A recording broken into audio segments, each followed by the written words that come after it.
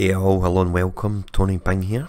So with the latest update to Marvel Heroes, we have some new artifacts to farm for heroes, which is pretty awesome.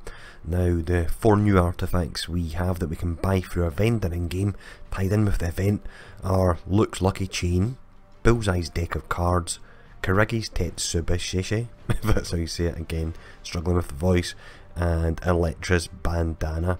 Now I'll quickly mention that with the actual vendor where you buy these, you can refresh it and it will change the rolls, and it's every 4 hours you get another charge, so make sure to keep doing that. And when you have the best possible roll, it's then at that point you actually buy the item, so that way it's saving you. Normally you have to pay for that through the crafter. But what I'll do in this video is I'll show off these 4 items and I'll tie them into heroes they would match with, because I've looked at all the heroes and looked at their keywords and their defensive attributes, and I've matched them up as best as I actually can. Now just before doing that, I'll quickly mention that there is another artifact for Elektra, and this one is actually the same as Elektra's bandana, but the difference is that it will summon a slightly different variant of Elektra, so just to bear that in mind if you're farming for it. But the first artifact we'll look at here will be Luke's Lucky Chain. So for this artifact, I've paired it up against heroes that can not only make use of summon damage, but actually have defense as one of their primary defensive modifiers. So in that case we're looking at Colossus, ICEMAN, MAGIK, Rocket Raccoon, and also Squirrel Girl. But next up, let's have a look at the Bullseye's Deck of Cards.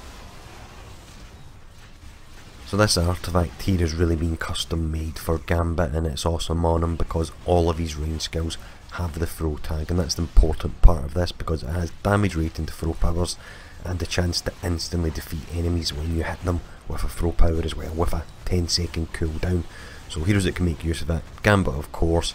It can also work on Black Panther because he's main spender for ranged as a throw power, and lastly it can work on ranged MOONKNIGHT because he has quite a few throw powers as well.